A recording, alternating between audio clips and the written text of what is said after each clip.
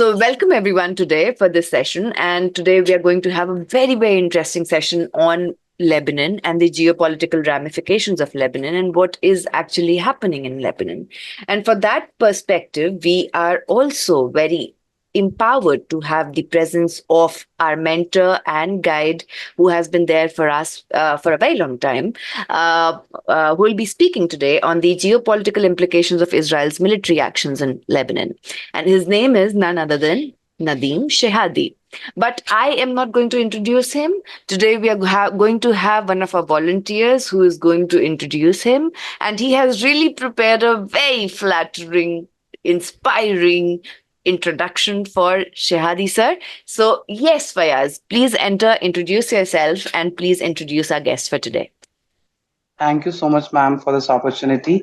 Good evening and welcome to all of you. I am Syed Mahmood Fayaz Mehdi, a recent postgraduate of Amity Institute of International Studies, Amity University, and a researcher with experiencing interning at various think tanks and research centers all throughout India. So today it is my honor and a distinct honor, I would rather say, to introduce a remarkable individual whose experience and expertise has illuminated the intricate dynamics of the Middle East and North Africa for decades. Our distinguished speaker for this event is Mr. Nadim Shehadi, a renowned Lebanese economist and leading voice on the history of ideas and economic thought.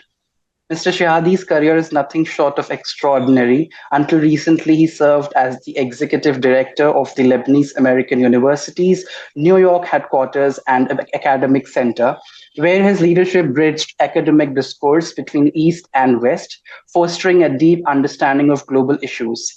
His earlier role as director of the FAR Center for Eastern Mediterranean Studies at the Fletcher School of Law and Diplomacy at Tufts University saw him guiding critical discussions on one of the world's most complex regions, the Eastern Mediterranean. Beyond academia, Mr. Shehadi has been a pillar in the field of international relations, serving as an associate fellow of the Middle East and North Africa program at Chatham House in London for over 2 decades. His insights have shaped policies and informed governments, making him a trusted advisor on Middle Eastern affairs. But his influence doesn't stop there. Mr. Shehadi is also a prolific writer, regularly contributing to media coverage and sharing his profound knowledge through numerous publications and opinion columns. His work continues to shed light on the geopolitical and economic landscapes of the Middle East, offering a clarity in a world often mired in complexity. At this event, we have the privilege of hearing Mr. Shehadi's insights on Israel military's actions in Lebanon, a topic of great importance and relevance. So, without further ado, please join me in welcoming a true visionary and thought leader, Mr. Nadim Shehadi.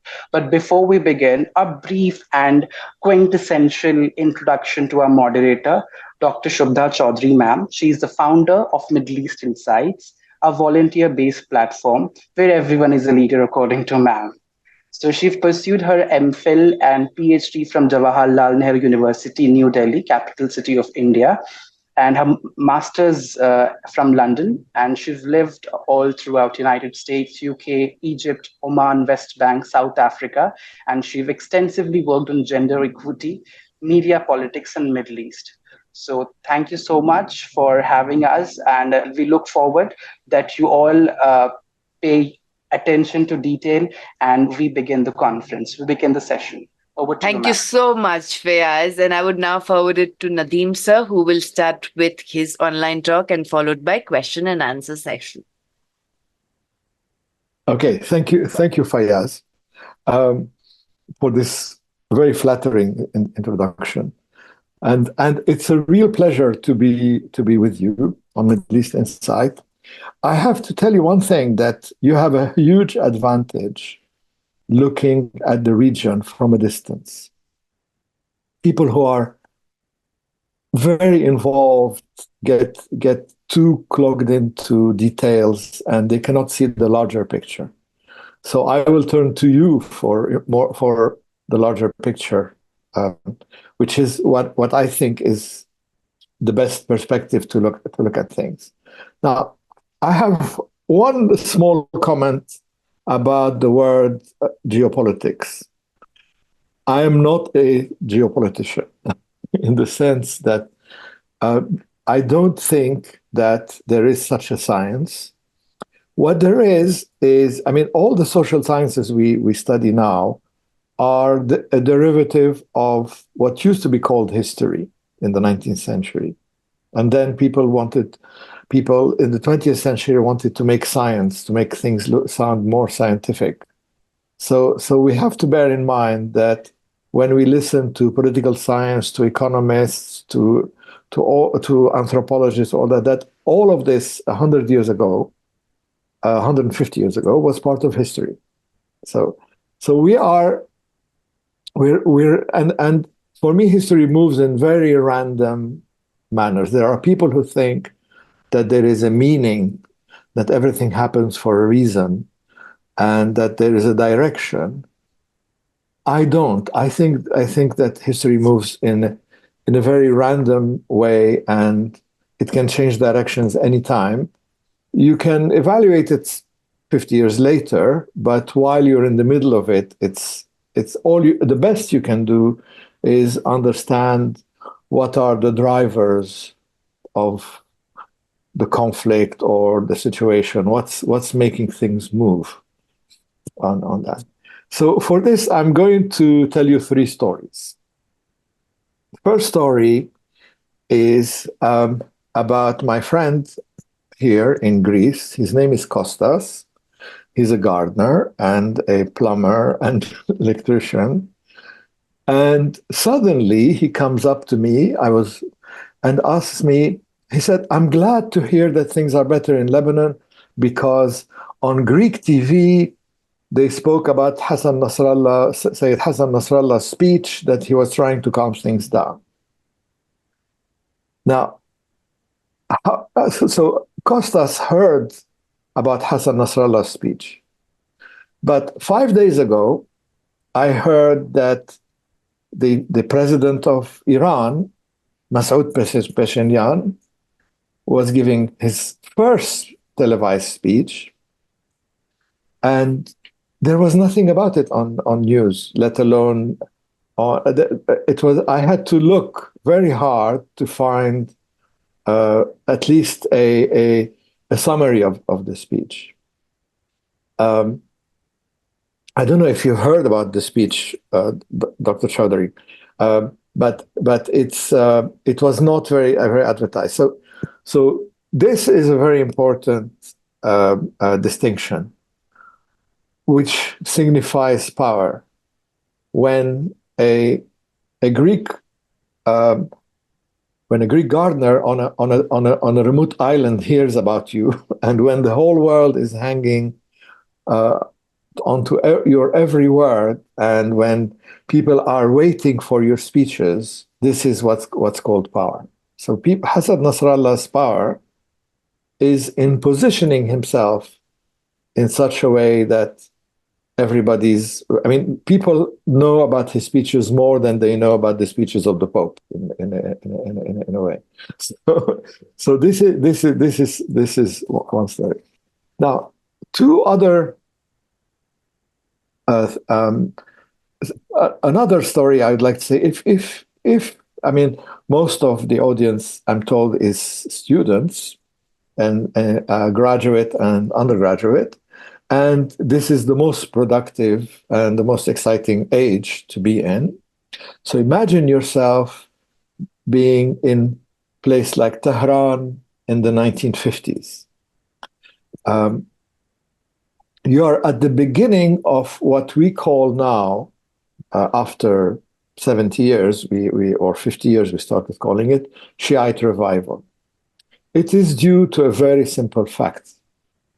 In Shiite Islam, the dominant trend was what you call the quietists. The quietists are the clergy who advise their followers not to get involved in politics, and because getting involved in politics means that you want to achieve justice, you want to change things to the better, and things will only change to the better when the Mahdi comes, when the 12th Imam comes. So if you engage in politics, it means that your faith in the 12th Imam is a bit shaky. So the 12 in 12er Shiism, quietism was the dominant trend, and people avoided being activists in politics. You suffer quietly until the Imam comes. Now, if you are in such a situation in the 1950s, it's very difficult because you have so many things happening in the world. You have things happening in the Middle East. You have the post-World War decolonization. You have independence in many states. You have the coup against Mossadegh in 1952. You have the creation of Israel, the wars, the nationalism. So their students started moving away from the quietism, rebelling against their teachers and their thought leaders. And that was the beginning of, if you like, what now, I mean, the best source on this is a book by Dr. Vali Nasser, and it's what we call Shiite revival. These students who were part of a movement called the Liberation Movement of Iran, were suppressed by the Shah, and they had to leave, especially after 1963. And they trying to experiment in many ideas. Some of them went to France, others to Egypt, to Syria. Many went to Najaf in Iraq, and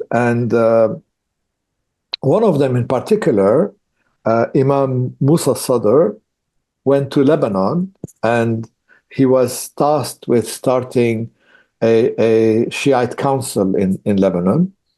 And gradually, all his friends started moving to Lebanon to join him because, as you can imagine, Iraq under Saddam is not a place for free thought, nor was Egypt, nor was Syria. So they gradually moved to Lebanon, and so Lebanon became, if you like, the center where Shiite revival had its most free expression. In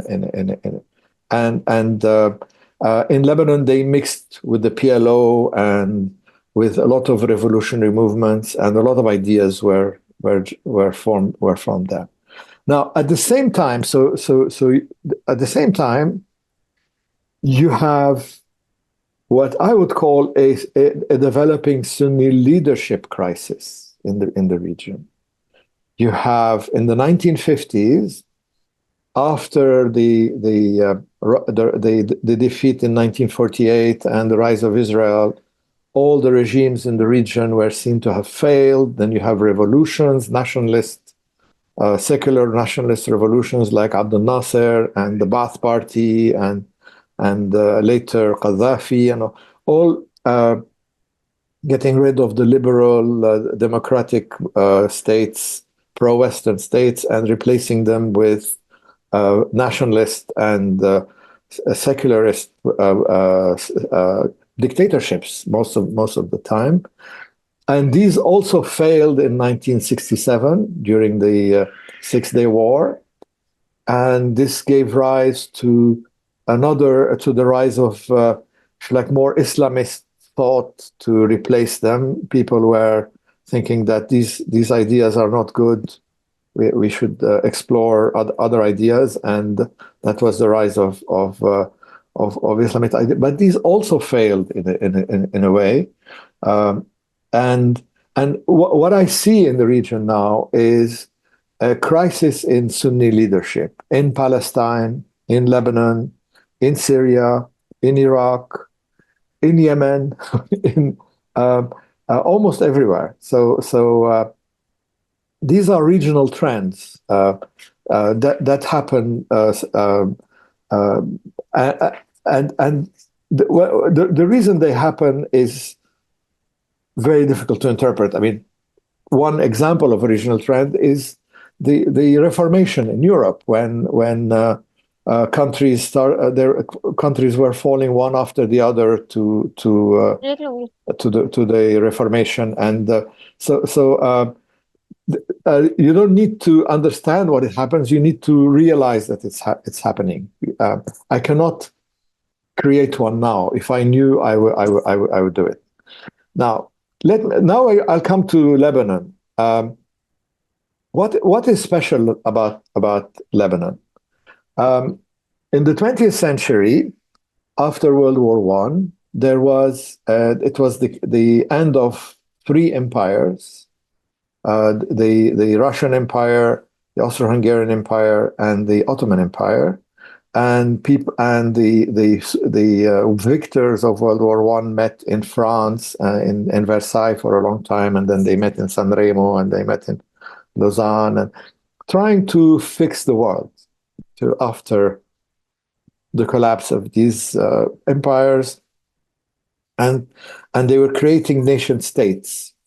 During the creation of these nation states, Lebanon was a bit special because Lebanon adopted the political model of an empire rather than that of a nation state, in the sense that a nation state, especially one that has a homogeneous, a nation state there is no such thing as a homogeneous citizenry. It's a fiction. But that fiction becomes reality when people create a state based on secular nationalism, where the state creates an identity which everybody has to adopt. So, for example, one extreme example of this is Turkey under Atatürk, and then of course, Abdel Nasser in Egypt and the Ba'ath Party and all that. Lebanon is different in the sense that it never adopted one identity. It recognized itself as a country of multiple identities that have to coexist together and share power. And the power sharing system is based on a formula which gives different components of society certain positions. So the president has to be a Maronite, a Maronite Christian. The prime minister is a Sunni Muslim, and the speaker of parliament is a Shiite Muslim. And then there are 18 recognized sects and religions in Lebanon, and everything is distributed according to that. On the higher echelons are like MPs and members of parliament and all that. So this is and it's driven by a kind of consensus politics. And with a very weak state where there is complete freedom of practice of religion, which includes also civil law. There's no civil law in Lebanon. When it comes to personal status, everybody practices their own canonical or Sharia law for marriage, divorce, child custody, inheritance, and trusts and all that. So it's a country driven by consensus where everyone have complete freedom of thought, and they all have wider connections because there is no strict definition of what is a Lebanese.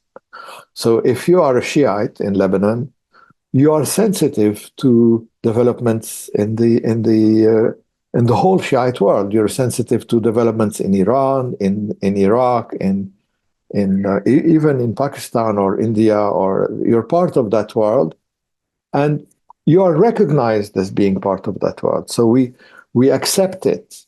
We accept that the Sunnis were part of the nationalist revolutions of the 50s and 60s. in a different country, you would have you would have a more strict definition of identity, where people are prevented, where it's a crime or treason to belong to uh, external ideas and external forces in a sense. So that's in a nutshell what is special about Lebanon. And for this reason, the PLO, the Palestine Liberation Organization, found itself based in Lebanon in the 60s, at the end of the 60s, especially in the beginning of the 70s. It was expelled from Egypt, from Kuwait, from Syria, from Jordan after a huge battle between the state and the PLO. And Lebanon was the only place where the PLO had complete freedom of action, and it had the support of about half the population. So, in a country driven by consensus, you compromise. You, at the expense of sovereignty, you allow the PLO, and in this case, the PLO was allowed to build a state within a state, which eventually caused the system to break down, and there was a civil war and an Israeli invasion, and the PLO was expelled again, and all that. But the main reason why the PLO was tolerated is because of the consensus mentality. In the same way, Hezbollah now is strong.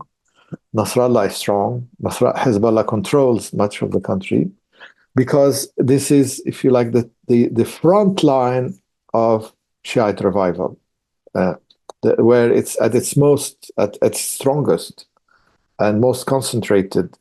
In a way, the president of Iran is also part of that, but Hassan Nasrallah has more power than the president of Iran in this current conflict.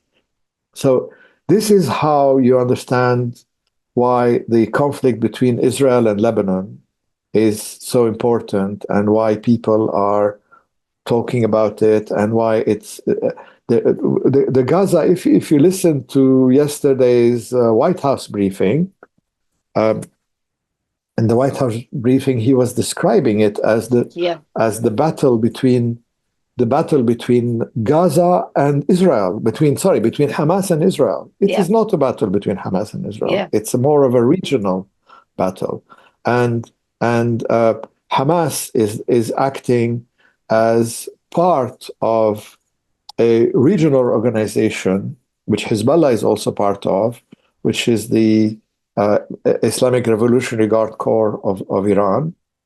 And that's why the Hezbollah skirmishes with Israel are seen as so important, because they can involve other militias of Iran in Syria, in Iraq, in Yemen, and of course in Palestine, where Hamas has been getting closer and closer to Iran, and Islamic Jihad, the Palestine Islamic Jihad organization, is one of Iran's proxies in Palestine. So I thought I would start just by giving you all these drivers of the situation to understand the context. And then I'm happy because I'm assuming that you're all following the news and all that, so I won't tell you in detail what's happening in the news. So I'm now open to any questions.